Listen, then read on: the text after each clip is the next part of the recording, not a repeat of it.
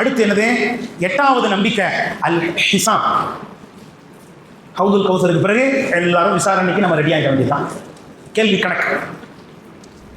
சுப்ஹானல்லாஹ். கேள்வி கணக்குன்னா எப்படி? எவ்வளவு நாள்? 50,000 ஆண்டுகள். 50,000 ஆண்டுகள் நாமெல்லாம் கியூவில் நிற்கணும். அங்கே உட்கார முடியாது. 50,000 ஆண்டுகள் விசாரணைக்காக காத்து நிற்கணும்.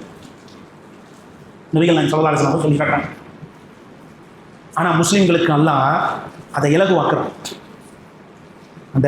அந்த வருடங்கள் இருக்கா இல்லையா, அந்த நாட்கள் நபி அவர்கள் சொல்கிறாங்க, என்னது, அசருக்கு பிறகிலிருந்து சூரியன் மறைகிற நேரம் வரை எப்படி அந்த நேரம் ஈஸியாக வேகமாக கடந்து போய்விடுமோ அது போன்று முஸ்லீம்களுக்கு அந்த நாட்கள் என்ன செய்யப்படும்? சுருக்கப்படும். அவ்வளவு நாள் காத்திருந்தது தெரியாது. அப்படிப்பட்ட விசேஷ ஏற்பாடை முஸ்லீம்களுக்கு எல்லாம் செஞ்சு தரான்னு இருக்கும். அப்படிதானே? ஒருத்தர் ஜெயிலுக்குள்ளே போய் 10 வருஷம் உட்காந்துருந்தாலும் உள்ள டிவி, ஏசி, பெட்டு, தேவையான ஃபுட்டு, தேவையான எல்லா சுகபோகங்களும் அங்கே கிடைச்சா ஜெயிலில் இருக்கிற மாதிரி இருக்குமா? அவருக்கு 10 வருஷம் இருந்தாலும் எவ்வளோ நாள் இருந்தாலும் தெரியும், வெளியில் இருக்கிற மாதிரி தானே இருக்கும். அப்படித்தானே? அந்த மாதிரியான ஒரு சிறந்த ஏற்பாடுகள்லாம் அங்கே இருந்தால் தெரியாது தானே?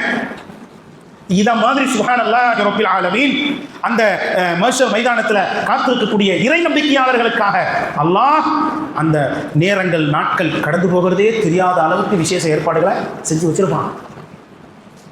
தண்ணி கொடுப்பான், உணவு கொடுப்பான், நிழல் கொடுப்பான். என்னங்க, அப்பப்போ விசேஷ கவனிப்புகள் எல்லாம் இறைவன் புறத்திலிருந்து அவர்களுக்கு ஏற்பட்டு கொண்டே இருக்கும். அதனால 50,000 ஆண்டுகள் காத்திருந்தாலும் தெரியும். ஆனால் இறை நிராகரிப்பாளர்களுக்கு அப்படி இல்லை, பாவிகளுக்கு அப்படி இல்லை. அந்த 50,000 ஆண்டுகளுடைய அந்த சுமையை, அந்த கஷ்டங்களை, துன்பங்களை அவர்கள் உணர்வார்கள், சந்தித்தே தீர்வார்கள். அல்லாஹ் அப்படி ஆக்கி வச்சு ஒரு நீண்ட கேள்வி கணக்குக்காக நிற்கணும். அப்போ என்னென்ன கேள்வி கன்ஃபார்ம்? புரியுதுங்களா? என்னென்ன கேள்வியை அல்லாஹ் மறுமையிலே கேட்க இருக்கிறான்? குர்ஆன் ஹதீஸ்ல வெல்டாச்சு. Question out. இனி பதிலை யார் தயாரிக்கணும்? நம்ம தான் தயாரிக்கணும். சுப்ஹானல்லாஹ். அல்லாஹ் எவ்வளவு பெரிய பேர் உபகாரி பாருங்க. அல்லாஹ்வுடைய பேர்களில் ஒன்று என்னது? அல் மன்னான். அல் மன்னான் அப்படின்னு என்ன அர்த்தம்? பேர் உபகாரி. அல்லாஹ் மாதிரி உலகத்தில் மறுமையில் நமக்கு உபகாரம் செஞ்சவன் எவனும் இல்லை. கிட்ட நெருங்க கூட முடியாது. அந்த அல்லாஹ்வுடைய உபகாரத்தில் பெரிய உபகாரம் பாருங்க. மறுமையில் அடியானே நான் என்னென்ன கேள்வி தான் கேட்க போறேன் அப்படின்னு திருக்குறான்ல சொல்லிட்டான். நபிகள் நாயகம் ஸல்லல்லாஹு அலைஹி வஸல்லம் அவர்கள் மூலமும் அல்லாஹ் சொல்லிட்டான். இப்படி கேள்வியை சொன்ன பிறகும் நாம் அதுக்கான பதிலை தயாரிக்காமலே போறோம்னா நம்மளை விட முட்டாள் வேற யாரு? நம்மளை விட ஏமாளி, நஷ்டவாளி யாரு? யாரும் கிடையாது. அப்படிதானங்க? ஏங்க, எக்ஸாமில் இந்த கேள்வி தான் வரப்போகுதுன்னு தெரிஞ்சும் தயாரிப்பு இல்லாமல் யாராவது போவானா? போக மாட்டான்ல. அப்போ மறுமையில் என்னென்ன கேள்வியை தான் கேட்க போறேன் அப்படின்னு அல்லாஹ் திருக்குறான்ல சொல்லிட்டான். அந்த கேள்விகள் எத்தனை? குர்ஆன் ஹதீஸ்ல நம்ம எடுத்து பார்த்தா கிட்டத்தட்ட 27 கேள்விகள் கன்ஃபார்மாக வருது. 27 கேள்விகள். இந்த கேள்வி கன்ஃபார்ம் உண்டு. பொதுவாகவே நம்ம புரிஞ்சுக்கணும், எல்லாத்துக்குமே கேள்வி இருக்கு. பொதுவாக எல்லாத்துக்குமே கேள்வி இருக்கு. இதுல கன்ஃபார்மான கொஸ்டின், சில கொஸ்டின்களை அல்லாஹ் ஒரு சொல்லும் நமக்கு என்ன செய்றாங்க? பட்டியல் போட்டு சொல்றாங்க. அந்த கேள்வி என்ன? அது அந்த கேள்வியின் விஷயத்துல நம்முடைய தயாரிப்பு என்ன? நம்முடைய பதில் என்ன? நாம் என்ன பதிலை இறைவனிடத்தில் சொல்ல போகிறோம்? தயாராகி விட்டோமா அல்லது இனிதான் தயாராக வேண்டி இருக்கிறதா? அப்படிங்கிறதையெல்லாம் அந்த தலைப்புக்குள்ள நாம் என்ன செய்யணும்? நிறைய அலசி ஆராய்ந்து தெரிஞ்சுக்கணும். அடுத்து என்னது? 9வது நம்பிக்கை. 9வது நம்பிக்கை என்னன்னா அல் அர்து. அல் அர்து என்று சொன்னால் எடுத்து காண்பிக்கப்படுது. நம்முடைய செயல்கள் நாளை மறுமை நாளில் என்ன செய்யப்படும்? நமக்கு எடுத்து காண்பிக்கப்படும். நம்ம செஞ்ச எல்லா செயல்களையும் அல்லாஹ் ரெக்கார்ட் பண்ணி வச்சிருக்கான். அந்த செயல்களை அல்லாஹ் என்ன செய்வான்? எடுத்து காட்டுவான். எந்த நாள்ல, எந்த வருஷத்துல, எந்த நிமிஷத்துல, எந்த இடத்துல என்ன செய்தோம் என்பதெல்லாம் நமக்கு அந்த மஹ்ஷர் மைதானத்திலே காட்டப்படும். அதுதான் அர்த்தம், எடுத்து காண்பிக்கப்படும். நாமே நம்முடைய வினைகளை, நம்முடைய செயல்களை பார்ப்போம். அப்படி எல்லாம் காட்டிடுவோம். இந்த காட்டுதல் எதுக்கு தெரியுமா? அல்லாஹ் தீர்ப்பு கொடுக்கும்போது நீ மனசுல என்ன செய்யக்கூடாது? கும்பிடக்கூடாது. அந்த தீர்ப்பு சரிதான்னு நீயே சம்மதிச்சு ஏற்றுக்கணும். அதுக்கு தான் இந்த ஏற்பாடு. புரியுதுங்களா? அப்போ அல்லாஹ் காட்டிட்டான்னா அல்லாஹ் இந்த முடிவு எடுத்து சரிதானே, நம்ம மேலே தானே தப்பு இருக்கு. நாம தானே அலட்சியமாக இருந்தோம், நம்ம தானே மறந்தோம். அப்போ இந்த சாபம் நமக்கு வர்றது சரிதான், இந்த முடிவு நமக்கு சரிதான் அப்படின்னு நாமே பொருந்து ஏற்றுக்கொள்ள வேண்டும் என்பதற்காகத்தான் ரப்புல் ஆலமீன் அங்கே இந்த ஏற்பாடை வைத்திருக்கிறார். எடுத்து காண்பிக்கப்படுது, பெரிய ஸ்க்ரீனில் ஓடும். அல்லாஹ் தனியாக காட்டுறானோ கூட்டத்தில் காட்டுறானோ யாருக்கு? அல்லாஹ் நாடுறவங்களுக்கு அல்லாஹ் என்ன செய்வான்? தனியாக காட்டுவான். இங்கே வா, இந்த ஸ்க்ரீன் உள்ள போ, அதை பாரு, நீ செஞ்சதெல்லாம் இருக்கு அப்படின்னு தனியாக காட்டுவான். அல்லது எல்லா மக்களும் கூடியிருக்கக்கூடிய மனுஷர் மைதானத்திலையும் என்ன செய்வான்? அல்லாஹ் காட்டுவான். அது அல்லாஹ்வுடைய நாட்டத்தை போகுது. அடுத்து 10வது நம்பிக்கை என்னன்னா, அஸ்ஸுஹுஃபு, ஏடுகள் வழங்கப்படும். சுப்ஹானல்லாஹ், நம்ம செஞ்ச செயல்கள் எல்லாத்தையும் அல்லாஹ் பதிவு செஞ்சு ஸ்க்ரீன், பெரிய ஸ்க்ரீனில் அல்லாஹ் நமக்கு லைவாக காட்டிடுறான். எழுத்து மூலமாக ரிட்டன்லையும் கொடுத்துட்றான். எழுத்து மூலமாக ரிட்டன்லையும் கொடுத்துட்றான். பா, எங்கேயாவது தப்பிக்க முடியுமாங்க? கொஞ்சம் யோசிச்சு பாருங்க. எந்த பாவத்தையாவது நாம் மறுக்க முடியுமா? எந்த மறதியையாவது, எந்த அலட்சியத்தையாவது, எந்த புறக்கணிப்பையாவது நாம் அந்த நேரத்திலே மறுக்க முடியுமா? இது என்னால் நடந்தது அல்ல, இது எனக்குரியதே அல்ல. ஏதாவது ஃப்ராட் பண்ணிட்டாங்க அங்கே ஏதாவது சொல்ல முடியுமா? ஒன்றும் கிடையாது. அப்போ எழுத்து மூலமாக எல்லாம் கொடுத்துட்றான். அதான் சுகுஃப், ஏடுகள். அந்த ஏடுகள் எப்படி இருக்கும்? நபிகள் நாயகம் ஸல்லல்லாஹு அலைஹி வஸல்லம் அந்த ஏடுகளை பற்றி ஒரு சந்தர்ப்பத்தில் சொல்லும்போது சொல்லி காட்டுறாங்க. மறுமையில் ஒரு மனுஷன் கொண்டு வரப்படுவான். 99 ஏடுகள் அவனுக்கு விதிக்கப்படும். எத்தனை ஏடு? 99 ஏடுகள். ஒவ்வொரு ஏடும் மிஸ்ல மத்தில் பஸர், பார்வைகள் எட்டுகிற தூரத்துக்கு இருக்குமா. அவ்வளவு பெரிய உயரமான அகலமான புக்கை நம்ம பார்த்துருக்கோமா? நம்ம அதிகமாக பெருசாக பார்த்தது எது? எத்தனை இந்த கல்யாண தஃப்தர் இருக்குமே, அது எத்தனை கொயர்? 2 கொயரா 5 கொயரா? 5 கொயர் இருக்குமா? அவ்வளோதான் பெருசாக பார்த்துருக்கோம். இதை விட பெருசாக எல்லாரும் பார்த்துக்கலாம். அது அதிகமாக மிஞ்சி போனால் எவ்வளோ பார்த்துருக்கோம்? கம்மி தானே நம்ம பார்த்தது. ஆனால் அந்த ஒவ்வொரு ஏடும் எப்படி இருக்குன்னா, மிஸ்ல மத்தில் பஸர், பார்வைகள் எட்டுகிற தூரத்துக்கு இருக்குமா. இங்கேருந்து எவ்வளோ தூரம் பார்க்கலாம்? அவ்வளோ தூரத்துக்கு பெரிய விரிப்பு, அவ்வளோ பெரிய புக்கு, அவ்வளோ பெரிய உயரம். இப்படி 99 ஏடுகள் பிரிக்கப்படுமா? சுப்ஹானல்லாஹ். இதில் கவலைக்குரிய விஷயம் என்னன்னா, அந்த 99 ஏடுகளும் அந்த அடியானுக்கு சாதகமாக இருக்குமா பாதகமாக இருக்குமா அப்படின்னா அவனுக்கு பாதகமாக தான் இருக்கும். அவன் செஞ்சு வச்சு அத்தனை தீய செயல்கள். எந்த பாவியோ தெரியல, தன் ஏடுகள் முழுக்க பாவங்களை மட்டுமே நிரப்பியிருக்கான். பார்வைகள் எட்டுகிற தூரத்தில் உள்ள ஏடுகள் இப்படி சாதகமாக இருக்காது. அவனுக்கு எப்படி இருக்கும்? பாதகமாக இருக்கும். நல்லா கூப்பிட்டு இதை படிக்க சொல்லுவான். படிப்பார். படிச்சுக்கிட்டே இருக்கும்போது இந்த செயலை நீ மறுக்கிறாயா, அந்த செயலை நீ மறுக்கிறாயா அப்படின்னு நல்லா கேட்பான். அவர் என்ன செய்வார்? அல்லாஹ் எல்லாம் நான் செஞ்சதுதான் கரெக்டாக. சரி, நல்லா கேட்பான். இதில் ஏதாவது மலக்குகள் நீ செய்யாததை ஏதாவது சேர்த்து எழுதியிருக்காங்களா? அநியாயம் பண்ணி உனக்கு எழுதியிருக்காங்களா? அல்லாவே கேட்குறாங்க. திருமதியில் பதிவு செய்யப்பட்ட ஹதீஸ், ஆதாரப்பூர்வமான செய்தி, நானாக சொல்லலை, இது நபி அவர்கள் சொல்லி காட்டுறாங்க.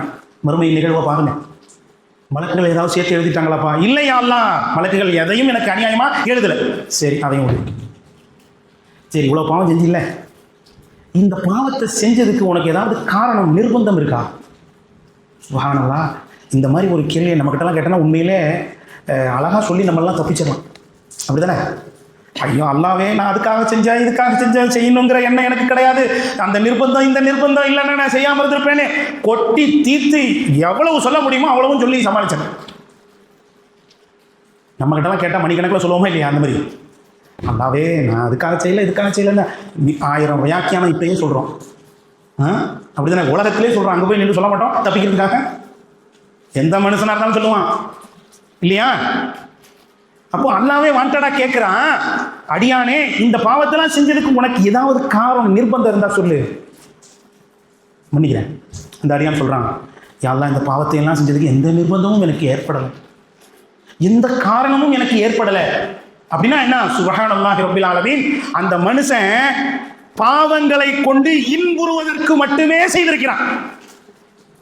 நிர்பந்தத்தில் ஒரு தவறை செய்யறது வேற, சூழ்நிலையின் காரணமாக ஒரு தவறை செய்யறது வேற, அப்படித்தானே? காரணத்தினால ஒரு தவறை செய்யறது வேற, பாவங்களை தேடியே செய்யறது. எதுக்குன்னா பாவங்களை செய்யறதுனால ஜாலியா இருக்கும். இப்படியும் சில கேட்டகரி இருப்பாங்களா? இதுக்கு தனங்க செய்யறாங்க. இப்போ இப்படி தான் நான் செஞ்சேன் அல்லாஹ், காரணம் எதுவும் இல்லை அப்படின்னு அந்த அடியான் சொல்கிறான். சரி, உங்கள்கிட்ட நன்மை ஏதாவது இருக்கா? நன்மையும் எதுவும் இல்லை, நன்மையும் எதுவும் இல்லை. அப்போ உடனே அவன் மனசுக்குள்ள நினைப்பான், இன்னைக்கு நாம ஒளிஞ்சோம், இன்னைக்கு நாம ஒளிஞ்சோம், செத்தோம், முடிஞ்சு நம்ம கதை அப்படின்னு அவன் பயந்துகிட்டு இருக்கும்போது அல்லாவே அவனுடைய அமல்களில் ஒன்று எடுத்துட்டு வருவான்.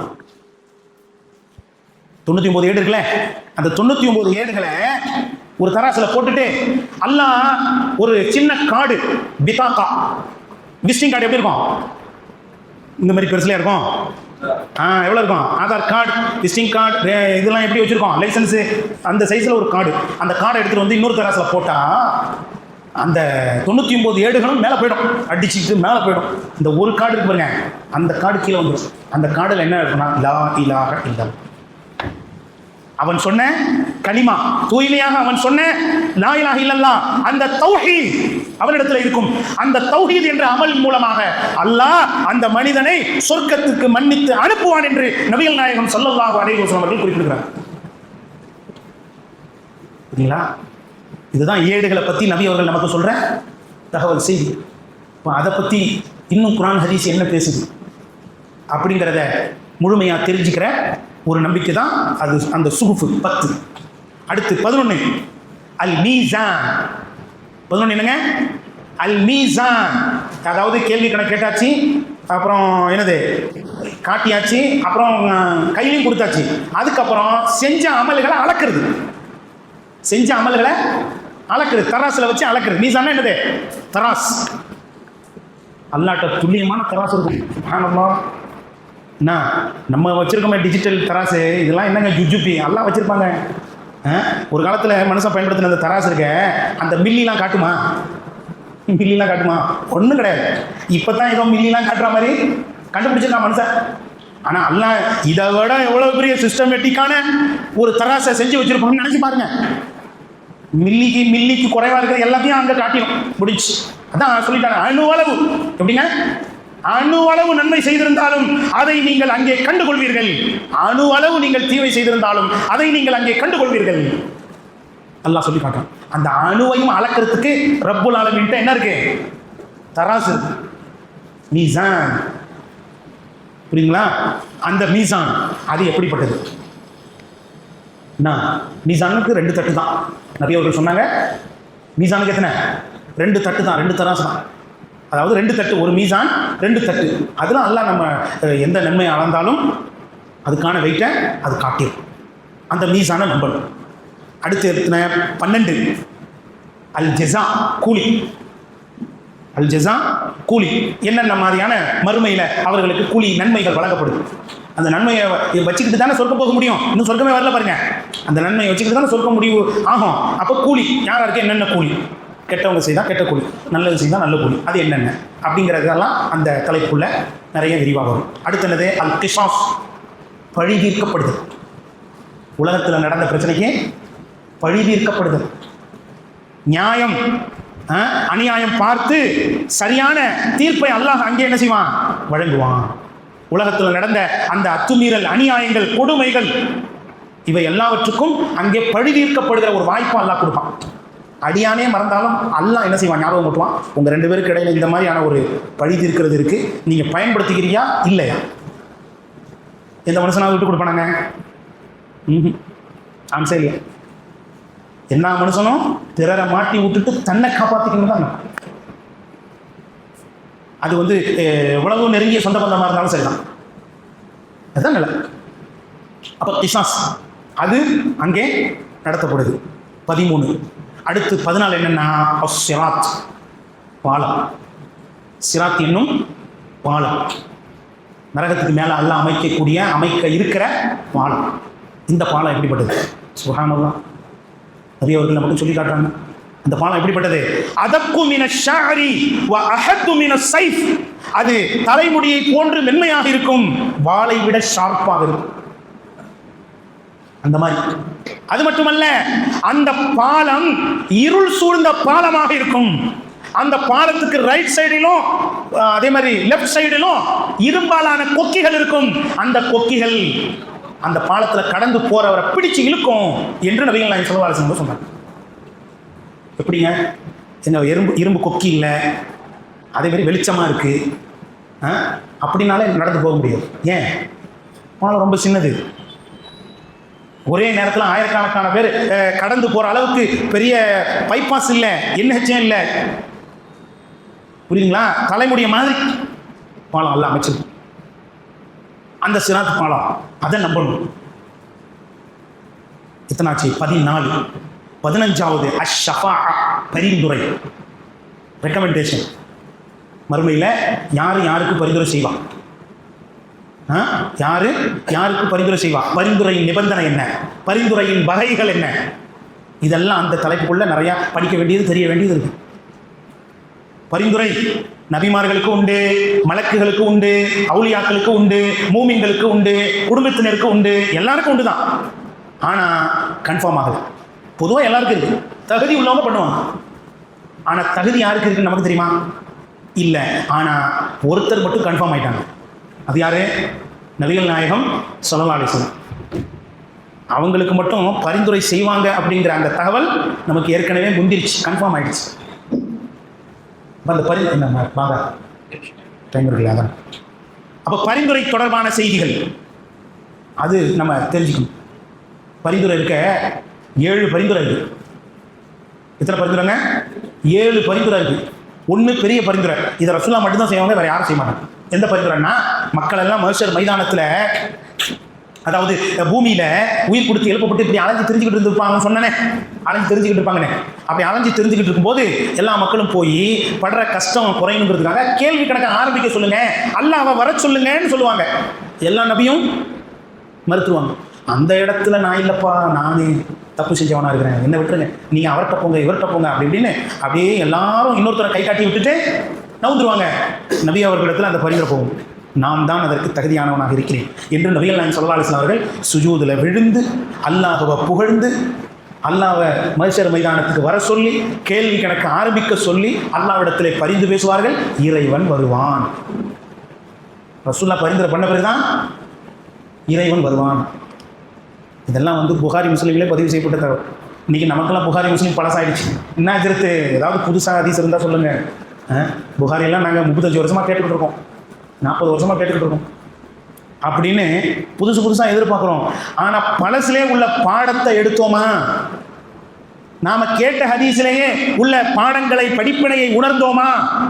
பழைய செய்திகளின் மூலமாக நம்மிடத்தில் ஏதாவது செயல்பாடுகள் கூடியதா? அதை தான் சிந்திக்கணும். அப்போ இந்த பெரிய பரிந்துரை இருக்க, இது யாரும் மற்ற நபிமார்கள் கூட செய்ய முடியாது. யார் தான் செய்வாங்க? நபிகள் நாயகம் ஸல்லல்லாஹு அலைஹி வஸல்லம் மட்டும்தான் செய்வாங்க. அடுத்து 6 பரிந்துரை இருக்கா, அதில் 3 சொர்க்கவாசிக்காக, 3 நரகவாசிக்காக. எப்படின்னா, சொர்க்கவாசி சொர்க்கத்தில் போகிறதுக்கு, சொர்க்கவாசி சொர்க்கத்துக்குள்ளே போகிறதுக்கு ரசூலுல்லாஹ் பரிந்து பேசி வாசல்ல அந்த கேட் கீப்பர்கிட்ட ரசூலுல்லாஹ் சொல்லி அனுப்பணும். ஹதீஸ் புரியுதுங்களா? ரசூலுல்லாஹ் பரிந்து பேசி, இவர் சொர்க்கவாசி, இவருக்கு சொர்க்கம் கன்ஃபார்ம் ஆயிடுச்சு, இவருக்கான வாசலை திறந்து விடுங்க என்று நபி அவர்கள் பரிந்து பேசிதான் ஒவ்வொரு சொர்க்கவாசியையும் முஸ்லிம்களை உள்ளே அனுப்புவார்கள். ஹதீஸ் புகாரி.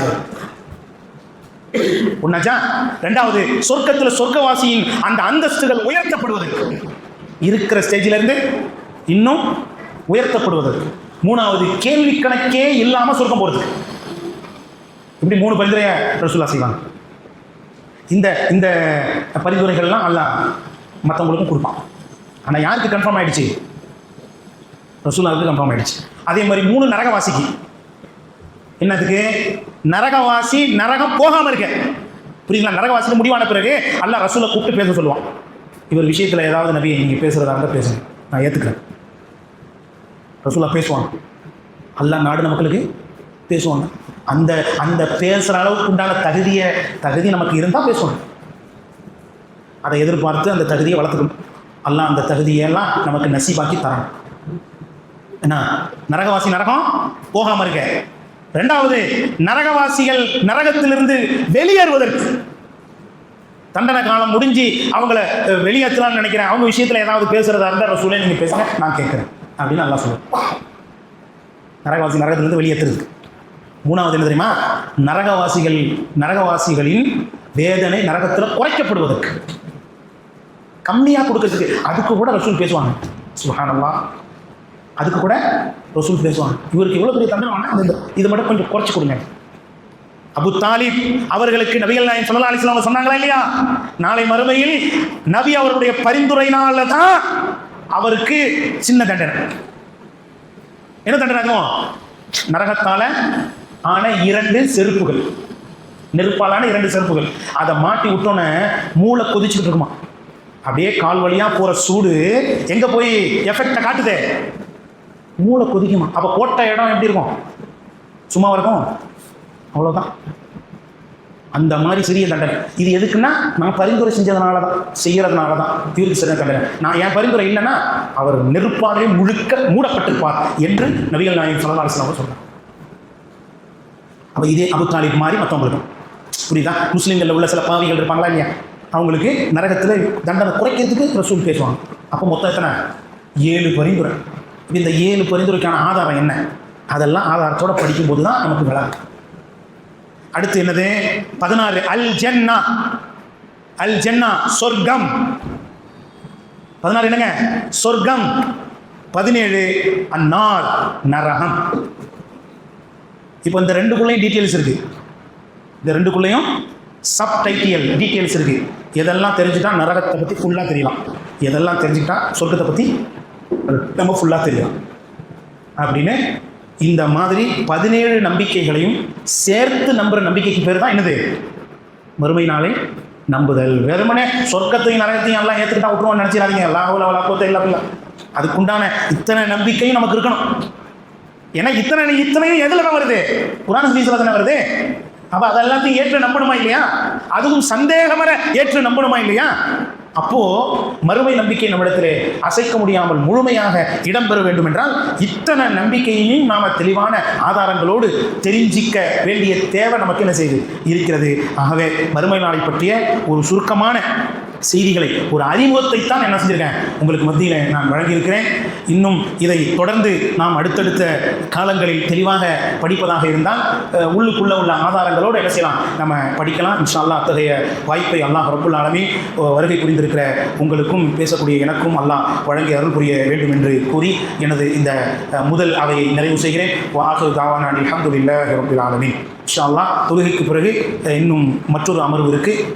அதனால் நிகழ்ச்சியின் இறுதி வரை இருந்து இந்த நிகழ்ச்சியின் மூலமாக பயன்பெற்று இந்த நிகழ்ச்சியை சிறப்பிக்குமாறு கேட்டுக்கொள்வோம்.